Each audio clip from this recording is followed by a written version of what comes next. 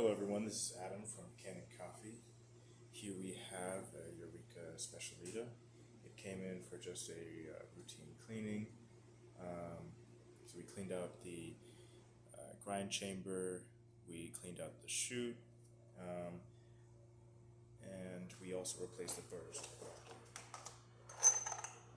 Here are the old ones, and we just put brand new ones in. And I'm just going to show that it grinds well. I'm just going to activate it on my hand.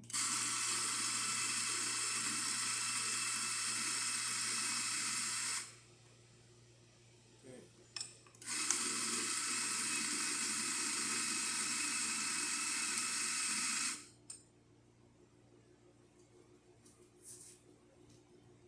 So we have nice, very fine coffee grains that are going to make for a really great, tasty espresso shot. Alright, thank you for watching.